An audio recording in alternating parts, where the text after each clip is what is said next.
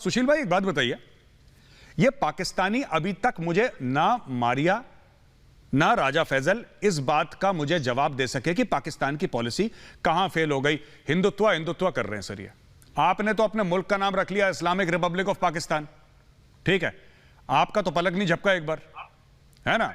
एक ही सफ में खड़े हो गए दोनों महमूद अयाज, ना कोई बंदा रहा ना कोई बंदा नवाज, है ना। अल्लामा इकबाल, हम भी थोड़े पढ़े लिखे हैं सर। तो एक बात बताइए सर, आपने इस्लामिक रिपब्लिक कर लिया, अगर इंडिया से कोई ये बंदा कहता है कि हिंदुत्व होना चाहिए, ठीक है, उसका अगर इख्तलाफ करें सुशील पंडित जी या वैभव सिंह तो मुझे बात समझ में आती है जी। आप उसका इख्तलाफ करें तो मुझे बात समझ में नहीं आती। खुद आप इस्लामिक रिपब्लिक बन के रह रहे हैं और दूसरे को बोल रहे हैं कि तुम अपना मजहब मत यार, ये कौन सी बात होती है? पंडित जी जरा बताइए इनको। नहीं साहब, ये इनकी पुरानी आदत है, गुड़ खाएंगे गुलगुलों से परहेज करेंगे, औरों को नसीहत और खुद मियां फजीहत, ये इनके यहाँ चला आ रहा है। लेकिन मुझे अच्छा लगा राजा फैजल के मुंह से परंपरा शब्द सुन के, इन पर असर हो रहा है हमारा धीरे धीरे, लेकिन वक्त लगेगा बात पूरी आते आते। अब आपके सवाल का जवाब इमरान खान ने दिया साहब, खुद बस की नहीं है। इमरान खान ने शुरू में ही कहा था आज से 2 साल पहले कि दुनिया हमारी सुन नहीं रही है, भारत के पास न जाने कौन सी जादू की छड़ी आ गई है कि चीन को भी भेजा इन्होंने सिक्योरिटी काउंसिल, 6 महीने में भी 3 बार, और बाकी 4 जो P5 हैं उन्होंने दरवाजे का रास्ता दिखाया चीन को। सिर्फ एक बार बंद दरवाजे के पीछे इन्होंने बिना कोई रिकॉर्ड रखे बातचीत गुफ्तगू की, लेकिन वो भी बेनतीजा निकली। तो पाकिस्तान उल्टा लटक गया, चीन को बेमुरव्वती से वापस आना पड़ा। लेकिन बाद में खुद इमरान खान को कहना पड़ा कि दुनिया हमारी सुनती नहीं है, भारत के पास इतना क्लाउड है, भारत की साख, भारत की बात में इतना वजन है कि आज हमसे हमारे अपने दोस्त ममालिक जो खलीज में हैं, जो वेस्ट एशिया में हैं, उन्होंने तक किनारा कर लिया है। वो अगर मुतालबा करते हैं कि जो हमसे आपने उधार लिया था वापस कीजिए फटाफट। तो पाकिस्तान को बहुत पहले बात समझ में आ गई है, इसीलिए अब इन्होंने जबानी जमा खर्च करना भी बंद कर दिया है। कश्मीर को लेकर के पहले थोड़ा तालवाल ठोकते थे, लेकिन उसके बाद जो जबानी जमा खर्च था उनको लग गया है कि अब वो भी जाया जा रहा है, बिल्कुल, उसका भी कोई असर नहीं है। बिल्कुल, खुद अपने लोग नहीं सुनते हैं इनकी बात जी, कश्मीर के लोग नहीं है जी। इनको तो इन्होंने ये विश्वास दिलाया था कि आप बढ़ जाओ, चने के झाड़ पे चढ़ जाओ, हम पीछे खड़े हैं, हम आ रहे हैं। जी बिल्कुल बिल्कुल बिल्कुल। ये पूछ रहे हैं इमरान चचा कब आओगे? जी बिल्कुल बिल्कुल। सुशील पंडित जी बहुत बहुत धन्यवाद। मारिया, मैं आपसे पूछना चाहता हूं, देखिए सुशील पंडित जी कश्मीरी हैं, कश्मीरी बोलते भी हैं, ये वो शेख रशीद वाले कश्मीरी नहीं है सर जो पंजाबी बोलते हैं लेकिन कहते हैं मैं कश्मीरी हूं, या नवाज शरीफ टाइप के जो कहते हैं मैं कश्मीरी हूं लेकिन बोलते पंजाबी हैं। सुशील पंडित जी कश्मीरी बोलते भी हैं, हिस्टोरियन भी हैं, कश्मीरी कल्चर के बारे में बहुत नॉलेज रखते हैं, कश्मीर में रह भी चुके हैं। खैर मारिया जी आप बताइए हमें, ये जो बात करी ना इन्होंने अभी राजा फैजल साहब ने कि हिंदुत्व हिंदुत्व आइडियोलॉजी, मैं आपसे एक बात पूछना चाहता हूं मैम, आपने भी कई डिबेट्स में ये बात करी है हिंदुत्व वाली, हिंदुत्व है क्या? ये है क्या? ये कॉन्सेप्ट क्या है, जरा ये समझाइए हमें मारिया जी, ये मेरा सवाल आपसे।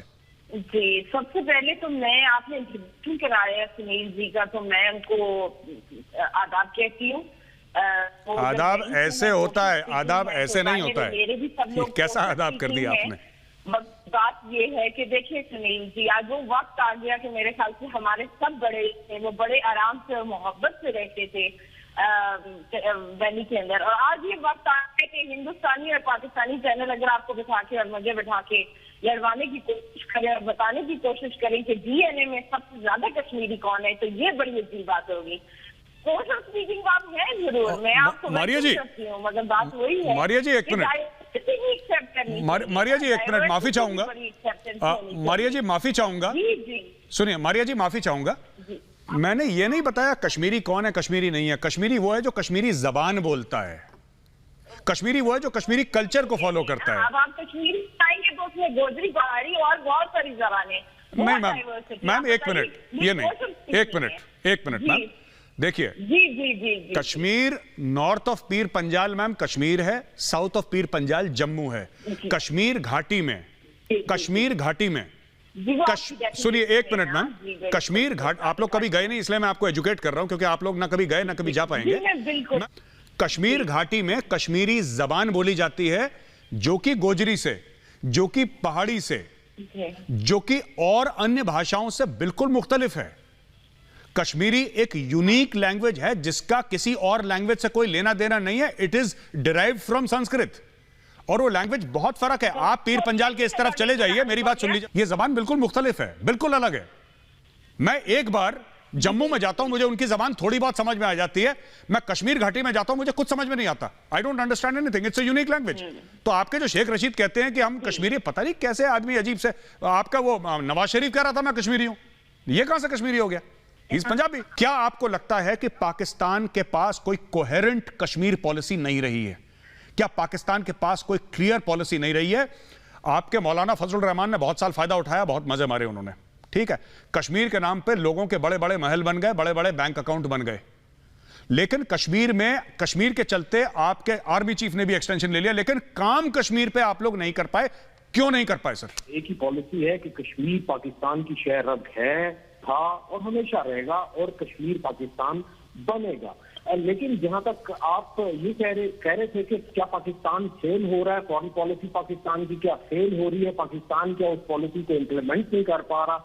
देखिए, आप किसी हद तक ठीक है, और उसकी सबसे बड़ी वजह यह है कि पाकिस्तान इस वक्त फेस है right in the epicentre of war, trade war between China and America. और अमेरिका ने सक्सेसफुली भारत को अपनी फ्रंटलाइन बना लिया है चाइना के खिलाफ, और उसमें ऑब्वियसली अगर भारत फ्रंटलाइन होगा अमेरिका का या वेस्टर्नर्स का अगेंस्ट चाइना, तो उसमें भारत को फायदा भी होगा, और फायदा हो रहा है भारत को, क्योंकि भारत जिस हद तक भी जा रहा है कश्मीर के हवाले से, कश्मीर के ऊपर ड्रैकोनियन लॉज लगा के, कश्मीर के ऊपर एप्लीकेशन ऑफ 370-35A करके कुछ भी कर ले भारत, उससे नहीं पूछा जाएगा। उसकी वजह यह है कि जो जहां पे पॉलिसीज बनती हैं वेस्टर्न एटमॉस्फेयर में, वो आपको बहुत अच्छे तरीके से पता है कि वो आपको फ्रंटलाइन बना के बैठे हुए हैं। एंड मुझे भी इस चीज के बारे में आपको प्रूफ देने की जरूरत नहीं है कि आप फ्रंटलाइन हो या नहीं हो। गलवान दुर्घटना जो है वो आपके सामने, बाय द वे मैंने अगर हिंदी के लफ्ज इस्तेमाल करता हूं तो इससे मैं कोई हिंदुस्तानी तो नहीं हो जाता। मैं यही प्रूव करना चाह रहा था आपसे कि कश्मीरी बोलने से कोई कश्मीरी नहीं कहलाता, हिंदी बोलने से कोई हिंदुस्तानी नहीं कहलाता, उर्दू बोलने से कोई पाकिस्तानी नहीं कहलाता। तो मैं यही आपसे कहना चाह रहा था कि कश्मीरी जो है वो जम्मू और कश्मीर हमेशा से कहा जाता है। पंडित जी आप ही इनसे कहिए ना कि अगर कोई कश्मीरी आपको कहता है तो उसे कहने दे कश्मीरी, जरूरी नहीं कि उसको। जी बता दूं, आप कहते हैं उर्दू बोला जाता है तो उसको पाकिस्तानी नहीं कहलाता। ये आपने बिल्कुल सही बोला, क्योंकि मादरे जबान उर्दू पाकिस्तान में बहुत कम लोगों की है। आपकी खुद की जबान पंजाबी है। एक और चीज, हिंदुस्तानी में सब लोग हिंदी नहीं बोलते सर। सुशील पंडित जी की जो जबान है ना, it is Kashmiri, it is not Hindi. His mother tongue is not Hindi. Vaibhav Banaras के हैं, इनकी मदर टंग कुछ और है सर, हिंदी नहीं है। तो हिंदुस्तान में तमिलनाडु से लेकर केरला से लेकर महाराष्ट्र से लेकर सिक्किम, हिंदुस्तान में सिर्फ हिंदी एक जबान नहीं है सर, यहां पे मुख्तलिफ जबानें हैं और सबको बराबर का एहतराम है। आपकी तरह नहीं कि पंजाबी को बोला कि तुम भी उर्दू बोलोगे, सिंधी को बोला तुम भी उर्दू बोलोगे, पश्तो को बोला कि तुम भी उर्दू बोलोगे जो पश्तून है, और नहीं बोलोगे तो मार पड़ेगी तुम्हें। यही था ना 1 यूनिट प्लान अयूब खान का। तो सर हिंदुस्तान और पाकिस्तान में फर्क है, आप कंपेयर न करें। देखिए, जब कश्मीर पॉलिसी इनकी बनी थी वो फेल होने के लिए ही बनी थी। इनकी कश्मीर पॉलिसी क्या थी? इनकी कश्मीर पॉलिसी थी लश्कर तैयबा, इनकी कश्मीर पॉलिसी थी जैश ए मोहम्मद, हिजबुल मुजाहिदीन, ये इनके कश्मीर पॉलिसी थी। हमेशा से डे 1 से इनकी कश्मीर पॉलिसी यही रही है। अगर आप देखें तो जो 1948 में, 47-48 में जब इन्होंने कबायली भेजे तो वो भी सेम कश्मीर पॉलिसी थी। 90s में जो इन्होंने वहाँ पे जिहाद शुरू किया वो भी सेम कश्मीर पॉलिसी थी। आज जो इनके फॉरेन पॉलिसी के जितने भी ड्राइवर्स हैं कश्मीर में, वो कौन है? वो सारे वही मसूद अजहर और ये जितने भी टेररिस्ट हैं ये हैं। तो इनकी कश्मीर पॉलिसी डे 1 से फ्लॉट थी और वो फेल होने के लिए ही बनी थी। दूसरी चीज, अगर आप अपनी कश्मीर पॉलिसी पीरों और फकीरों के हाथों में देंगे, शाह महमूद कुरैशी टाइप, जो कि बाल काट काट के 10-10 रुपए चंदा लेते हैं, तो आप मुझे बताइए कि वो वो उस देश की पॉलिसी क्या चलेगी? ये वो फॉरेन मिनिस्टर है जो कि पीपल्स पार्टी की गवर्नमेंट में सर्वाइव नहीं कर पाया, जो कि one of the most so called liberal कही जाती है, जबकि मैं नहीं मानता, क्योंकि तालिबान से लेकर के आप जितना भी रेडिकलाइजेशन पाकिस्तान में देखते हैं, जितना एम्पावर पीपल्स पार्टी ने किया उतना शायद ही किसी पार्टी ने किया हो। तो इनकी जो कश्मीर पॉलिसी के ड्राइवर्स हैं, जो माजी में थे या जो आज हैं, वो हमेशा से ही इस तरह के लोग रहे जो कि फेल होने के लिए बनी है। अब इन्होंने, राजा फैसल साहब ने कहा कि हिंदुस्तान फ्रंटलाइन स्टेट बन गया अमेरिका का। अरे भाई साहब, आप 30-40 साल से अमेरिका के फ्रंटलाइन स्टेट रहे हैं, आप उनके क्लाइंट स्टेट रहे हैं, आपने उनके लिए पैसे लेकर के आपने जंगें लड़ी हैं, आपके farmer army chiefs on the record है कि हमने पैसे लेकर के जिहाद लड़ा है, आपने अपने खुद के बंदे बेचे हैं, दुनिया में एक लौता मुल्क है, मतलब आपको दुनिया में ऐसा कोई मुल्क नहीं मिलेगा जो अपने खुद के शहरियों को, अपने नागरिकों को पैसे के लिए बेच देता है। मुशर्रफ ने 25 से 30 हजार पाकिस्तानी बेचे थे पैसे के लिए, और उसने इस चीज का एतराफ किया अपनी किताब में कि हाँ मैंने बंदे बेचे थे। कोई कबाब वाले को पकड़ा, किसी फल वाले को पकड़ा सड़क के किनारे, तो उसको टेररिस्ट बता करके, तालिबान का मेंबर बता करके इन्होंने बेच दिया। तो ये जो पाकिस्तान की जो फॉरेन पॉलिसी है, और ये बोलते क्यों नहीं है? ये बोलते इसलिए नहीं है बिकॉज बाजवा ने, जैसे मैंने आपको पहले कमेंट में कहा, बाजवा एग्री कर चुके थे, फौज फेल हुई है, अफवाज इनकी फेल हुई है, तो इनमें से किसी की हिम्मत नहीं है कि ये बोल दें। ये नहीं कह सकते कि भाई हमारी फौज फेल हो गई है, इनकी फॉरेन पॉलिसी फेल नहीं हुई। जी, फॉरेन पॉलिसी पे बयान हमने बड़े सारे देखे, रेगुलरली बयान मोहिद यूसुफ साहब के, जो आपके नेशनल सिक्योरिटी एडवाइजर है।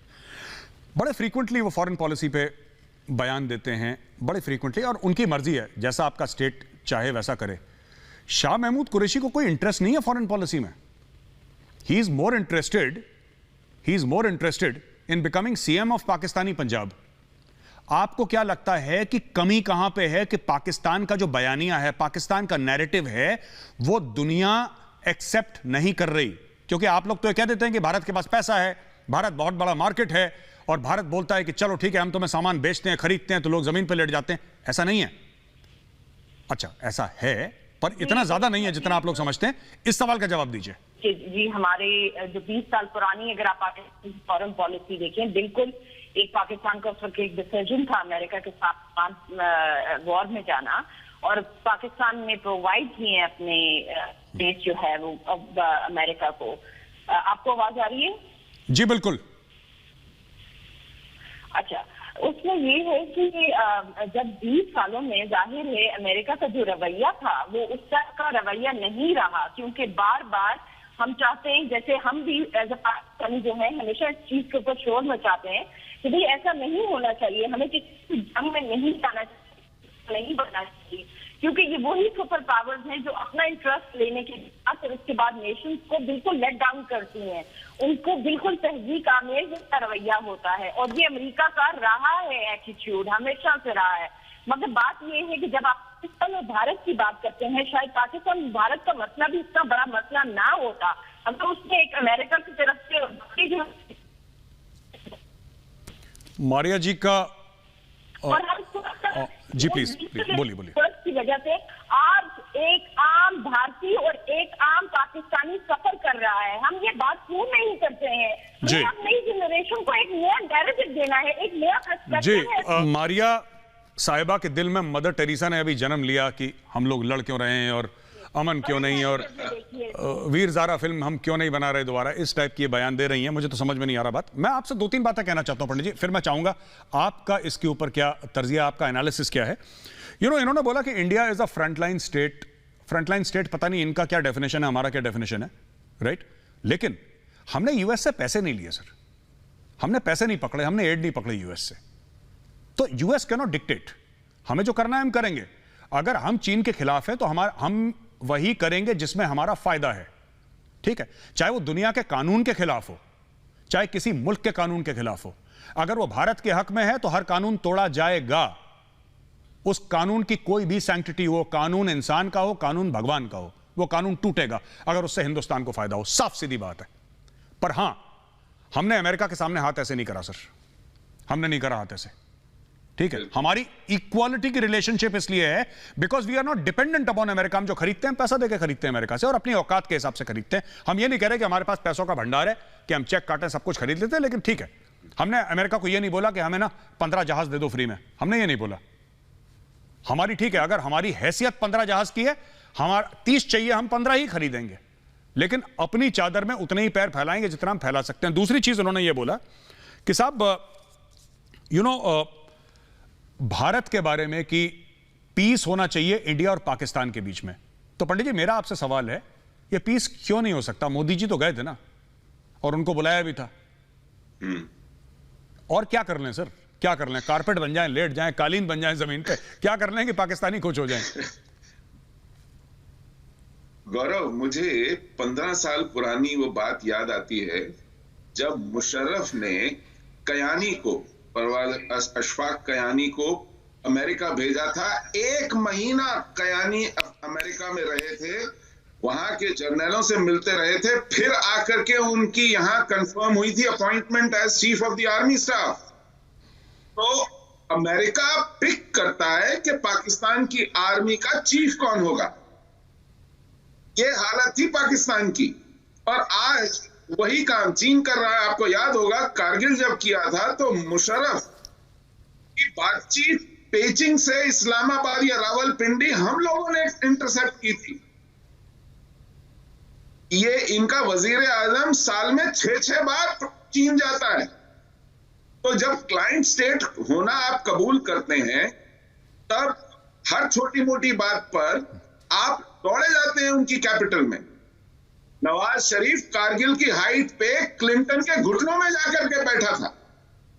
तो सवाल ही पैदा नहीं होता कि आप कैसे कंपेयर करें कि हम एक इक्वल फ्रेंड के नाते, एक एलाई के नाते बिहेव करते हैं। हम अगर अमेरिका से माल खरीदते हैं, हम रूस से भी खरीदते हैं। जी जी जी पंडित जी, रूस से हम ज्यादा माल खरीदते हैं अमेरिका के मुकाबले। बिल्कुल बिल्कुल, पसंद हो या ना हो जी। हम ईरान से पंडित जी मेरे पास वक्त खत्म है, मैं 30 सेकंड देना चाहता हूं, 30 सेकंड देना चाहता हूं मैं राजा फैसल को, फिर उसके बाद मैं वैभव सिंह के पास आऊंगा और फिर मैं प्रोग्राम क्लोज कर दूंगा। राजा फैसल, हम लोग क्लाइंट स्टेट की बात कर रहे थे कि इस खेमे में बैठ गए, उस खेमे में फ्रंट लाइन वगैरह वगैरह, आपने बड़ी लंबी चौड़ी बातें करी। सर एक छोटा सा सवाल, आप लोग इतने फ्रीक्वेंटली चाइना चले जाते हैं, चाइनीज क्यों नहीं आते आपके पास? सर शी जिनपिंग क्यों नहीं आता आपके पास जितने फ्रीक्वेंटली आप जाते हैं? फॉरेन अफेयर्स में तो सिंपल सी बात है, अगर भारत का प्रधानमंत्री एक बार जाएगा तो उनका प्रधानमंत्री एक बार आएगा, उनका प्रेसिडेंट एक बार आएगा। इक्वालिटी की पार्टनरशिप।